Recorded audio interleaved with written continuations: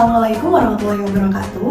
Hai teman-teman semuanya, kami dari kelompok 1 Angkatan 19 Gelombang 3 peserta Latsar CPNS Pemerintah Kota Banjar tahun anggaran 2026. Kali ini kami akan mewawancarai 3 narasumber yang berbeda dari generasi yang berbeda juga. Wawancara ini akan berisi mengenai wawasan kebangsaan dan juga bela negara. Yuk sama-sama kita simak videonya. Assalamualaikum warahmatullahi wabarakatuh. Perkenalkan, nama saya Dr. Muhammad Fadil Satriarsyah. Saat ini saya bekerja di RSUD Kota Banjar. Saya adalah peserta didik Latsar CPNS tahun 2026, kelompok 1.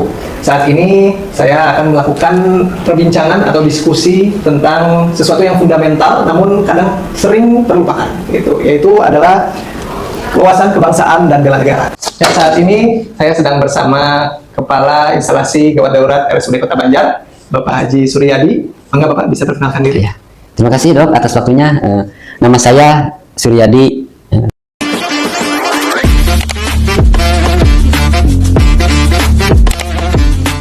Kepala IGD RSUD Kota Banjar. Ya, terima kasih. Baik Pak Haji, kita mulai saja. Ya. Untuk wawancaranya, pertanyaan pertama Pak Haji. Ya, siap Dok. Sebagai seorang nakes, bagaimana Bapak memaknai konsep bela negara dalam profesi medis Pak?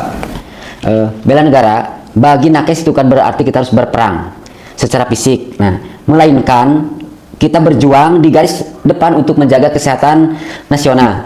Setiap pasien atau nyawa yang kita selamatkan dan setiap upaya edukasi kesehatan yang kita berikan kepada pasien adalah sebagai bentuk nyata dari kami sebagai nakes untuk menjaga kedaulatan bangsa ini dari ancaman penyakit dan wabah. Pertanyaan selanjutnya Pak Haji, ini tentang menghadapi ancaman hoax dan pandemi. Nah, pertanyaannya, saat ini banyak ancaman berupa hoax kesehatan yang memecah belah masyarakat.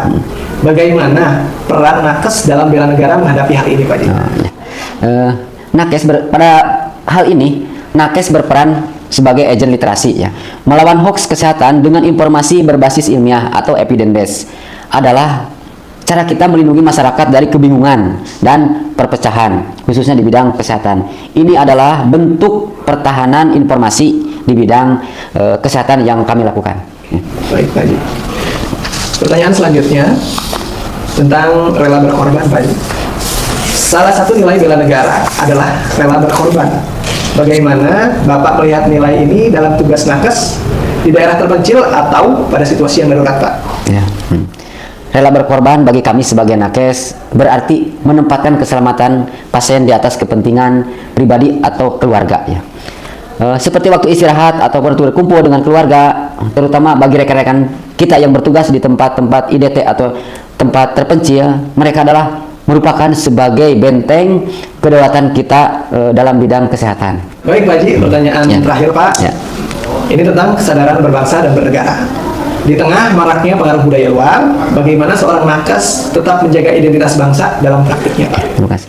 Dengan mengutamakan kearifan lokal dalam berkomunikasi terhadap pasien, misalnya kita menggunakan bahasa yang mudah dipahami oleh masyarakat setempat ataupun pasien dengan bahasa, kalau di Banjar di sini menggunakan bahasa Sunda dan juga ada bahasa Jawa. Nah, dengan menghormati adat istiadat setempat juga kita tidak bertentangan dengan medis. Itu merupakan bentuk menghargai keberagaman pasien, adalah wujud nyata dari kesadaran kita dalam berbangsa dan bernegara. Oke, baik, luar biasa sekali Pak. Ternyata menjadi nakes itu bukan hanya soal mengobati fisik ya Pak ya, tapi juga tentang menjaga ruh kebangsaan melalui pengabdian yang tulus. Terima kasih kepada Bapak Haji Suryadi atas inspirasinya hari ini. Terima kasih ya. Sama-sama Dok. Terima kasih ya Pak sudah memenuhi undangan saya untuk mengadakan wawancara ini. Ya, sama-sama. Sebelumnya Bapak silakan untuk memperkenalkan diri, nama, usia, dan profesi Bapak itu apa? Baik, Assalamualaikum warahmatullahi wabarakatuh. Nama saya Alfi.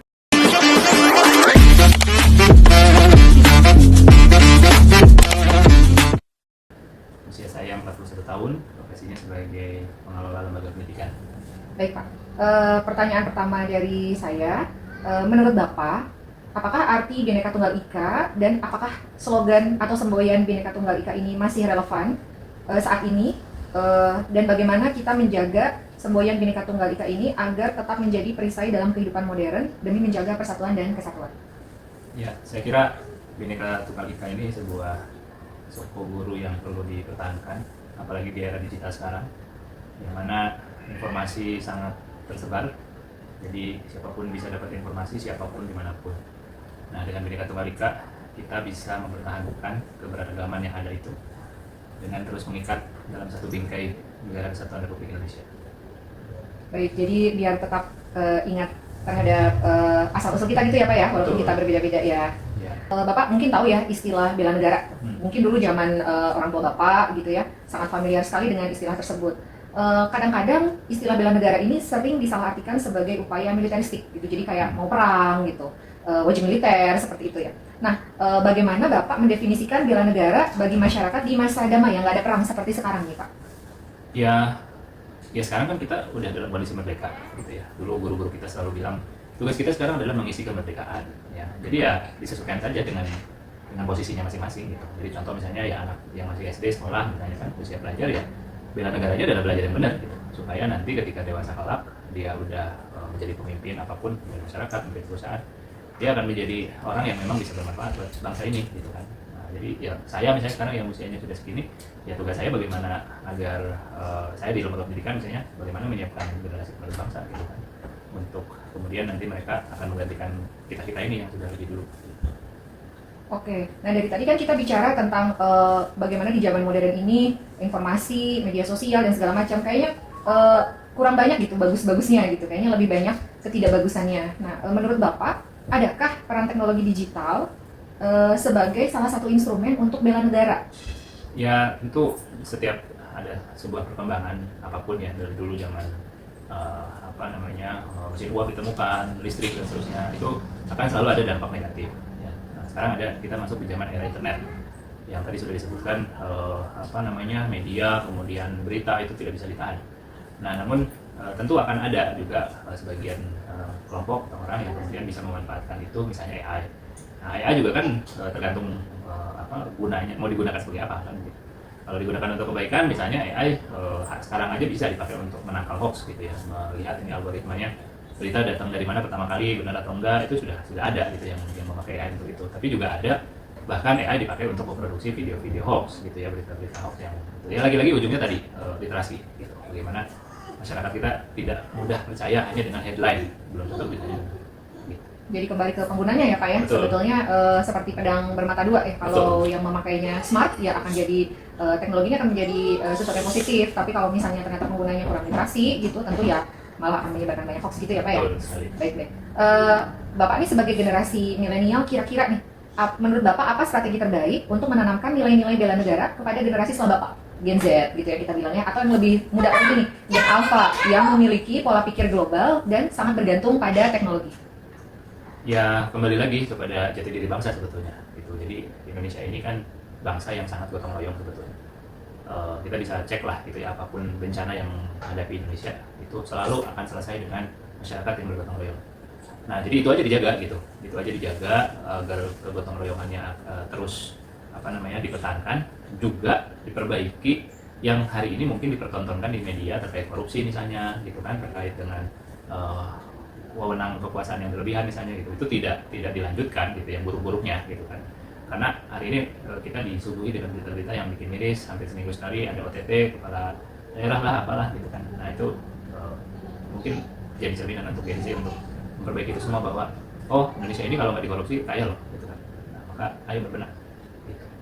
Baik Bapak, terima kasih sekali atas waktunya untuk mengikuti wawancara ini. Mudah-mudahan kita dapat ambil nilai positifnya Pak ya, bahwa ternyata di masa modern saat ini bela negara, wawasan kebangsaan itu masih diperlukan demi menjaga persatuan kesatuan bangsa, walaupun mungkin metodenya teknisnya berbeda dengan zaman kemerdekaan dahulu. Ya. Terima kasih ya Pak Alwi ya. Sama-sama. Assalamualaikum warahmatullahi wabarakatuh. Perkenalkan, nama saya Dr. Sebastiana Regita Kesnawani, peserta Laskar CPNS tahun anggaran 2026 dari kelompok 1.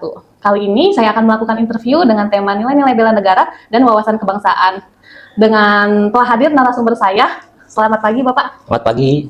Narasumber saya kali ini bernama Bapak Ahdani Saputra, seorang administrasi di Rumah Sakit Kota Banjar, khususnya di IGD. Mungkin Bapak bisa memperkenalkan diri sendiri. Selamat pagi, perkenalkan nama saya Ahdani Saputra.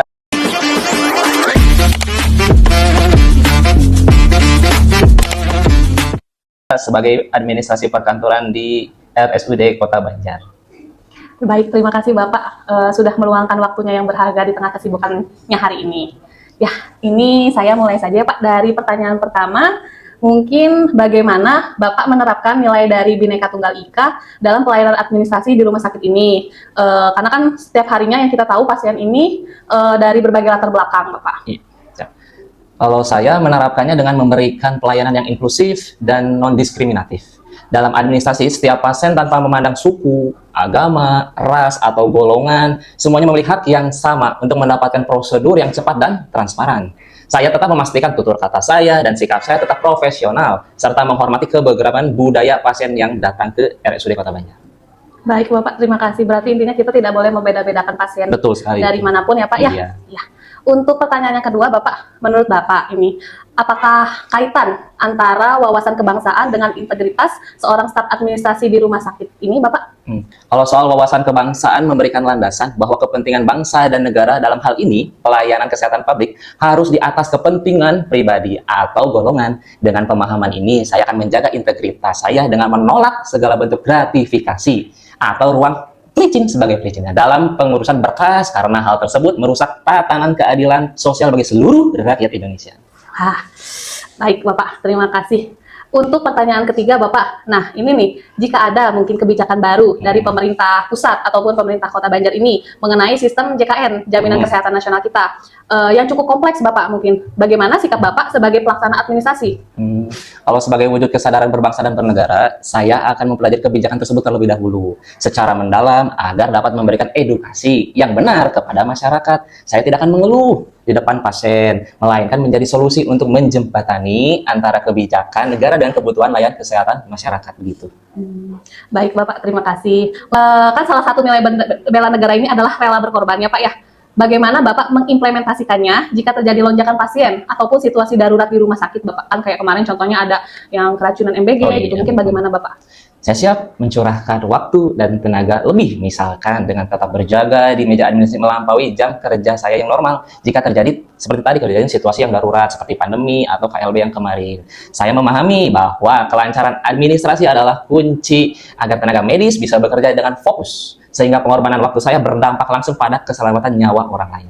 Wow, keren. Baik Bapak, terima kasih atas interview yang sangat bagus hari ini, yang informasi yang Bapak berikan sangat berharga. Di sini saya izin menyimpulkan ya Bapak, di mana bahwa kita sebagai ASN, khususnya di rumah sakit ini, harus memberikan pelayanan yang baik dan tidak ada diskriminasi kepada siapapun, kepada semua pasien ya Bapak ya. Dan kita pun juga harus mematuhi aturan yang ada, mengikuti SOP yang baik, serta kita harus mementingkan kepentingan umum di atas kepentingan pribadi. Mungkin ya Bapak? Betul sekali. Siap Bapak. Terima kasih banyak Bapak. Sama-sama. Mohon maaf jika ada kata-kata yang sangat kurang atau berkenan di hati Bapak. Iya. Oke, saya tutup ya Bapak ya. Terima kasih banyak. Wassalamualaikum warahmatullahi wabarakatuh. Dari hasil wawancara hari ini membuktikan bahwa nilai-nilai kebangsaan itu bersifat dinamis namun tetap berakar pada prinsip yang sama. Ternyata berbeda generasi, berbeda pula cara memaknai bela negara. Tapi satu yang pasti, dedikasi untuk Indonesia tidak pernah basi. Semoga perbincangan dengan ketiga narasumber hebat tadi menambah wawasan baru untuk kita tentang pentingnya menjaga persatuan. Melalui pandangan lintas generasi ini, kita belajar bahwa menjaga kedaulatan bangsa dan negara adalah tanggung jawab bersama yang berkelanjutan. Terima kasih telah menyaksikan wawancara ini. Semoga bermanfaat bagi penguatan wawasan kebangsaan dan bela negara kita semua.